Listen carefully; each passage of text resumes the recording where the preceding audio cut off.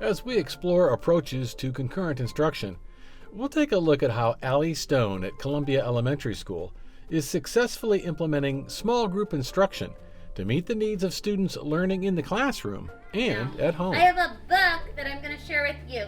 I was definitely a little anxious and apprehensive to start. There were so many questions and so many things we had to figure out. And I was so surprised at how the transition was so smooth. It is really not that different than what I was already doing. You know, to me, the hard part is doing that virtual piece. Like, if you've gotten over the hump of teaching mastering, I use that word loosely, but like being comfortable with teaching virtually online, adding the kids was not like a stressful layer for me. It was not hard for me to focus on both groups at once. Penguins. Everyone else. Why is small group learning so important? In smaller groups, they have more opportunities to speak. In those smaller groups, I can tailor the needs to the specific groups, and they need different things right now. So I can mix up groups, pull some kids from that are all virtual, some kids that are in the classroom. It helps me, like when they're in smaller groups, obviously to see what they know, and helps me plan and make my goals of where I need to take them as readers or mathematicians. So how can a teacher create time so that other students are still engaged with their learning while the teacher works with these smaller groups? I'm going to share with you our Cougar Time choices, okay? Some of you have some things to do. Some of you are going to be meeting with me. So make sure you're looking and paying attention.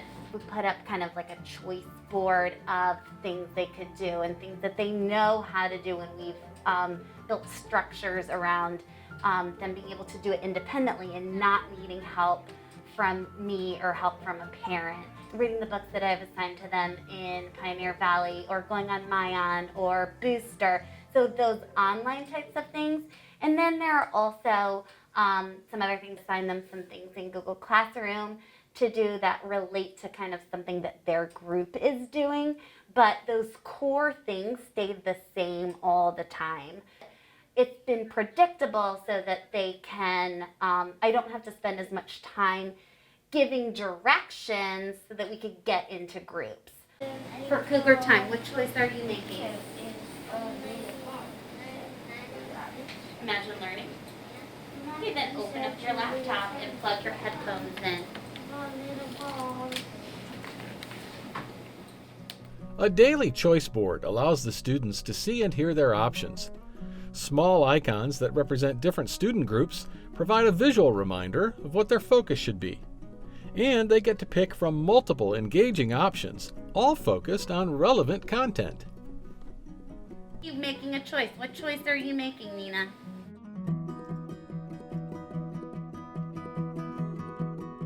I love choice. I think choice is super important to give children all the time, whether they're in the classroom or at home, because they feel more in control of their learning. I think when you give them opportunities to make choice, they're more invested. They're all choices that I would be fine with them making, but they feel empowered and they want to learn and they get excited about certain things. If you did not finish your advice to Ramon, you need to do that, okay? Advice to Ramon, so we can finish our book later, okay? You may go on ST Math. If you just spent a long time reading during the reading workshop, you might want to take a break and go on ST Math. You may do Mayan. You may work on a piece of writing that you have not finished or you want to work on. Okay? What questions might you have for me before we start? I am going to pull the penguin group. We've now seen a few choice-based options that helped establish routines for small group learning. How is guided reading in this setting similar and different than during regular face-to-face learning? penguins, I'm pulling you with me. Penguins. My friends that are parrots, Gabe, Millie, Kiera, William, you're gonna read to page 7. Remember that book we started yesterday? Yeah. You're going to read through page 7, stop, and on a piece of paper make your prediction, okay? Those 4 friends, give me a woo-woo if you heard my directions and you're ready to go do that. You're doing the same things, right? You're instructing with level text. We're building words, those types of things. We're introducing sight words or vocabulary. All of those things haven't changed. Some things that are different, like fortunately I have one group that they're all at school, so I try to pull them together, and I can give them physical, I give them a little cup with their little magnets in it, and so they can have those right in front of them and have the tactile opportunities to build. I give them real books, but the rest of them, if it's a blended group, we still use the Pioneer Valley books, and I'm able to assign them those books in Pioneer Valley, which is great. So it just kind of depends on what the makeup of the group is, but we're still doing the core same things. It's just some of the materials kind of can be different if the kids are in person.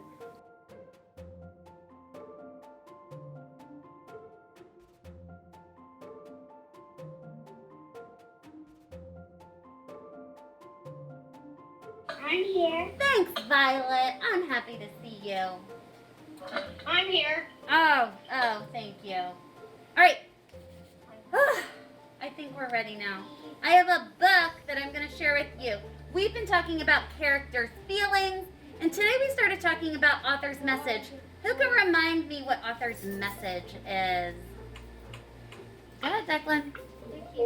An author's message means what, like, the author wants you to learn. Yeah. What do you notice on the cover of this book? What do you notice? Violet, what do you notice? Naked. He's naked. Why is he naked? He's naked, and I think that's the emperor who's naked, and he might be, like, trying to find new clothes or something. He might be trying to find... This dialogue is not different from what the teacher would normally facilitate in a circle, or with a group sitting together in the front of the room. Now, the teacher just has to be more purposeful in who she calls on and how she engages with them. The teacher might ask open-ended questions to elicit responses, ask for multiple answers to honor the student's thinking and encourage participation. The practices are the same. The management just looks a little different in concurrent instruction. The core things that you do in guided reading are the same. We've seen the teacher engage students with choice and establish structures to support differentiated small group instruction. These are all things that we would have seen in Ms. Stone's classroom if all students were face-to-face, and they are still an important part of her concurrent classroom. I guess if I were giving advice and offering a tip, or I would say that you can do it. That it's not scary. Have confidence in yourself. Practice with other teachers because you've already done the hard part.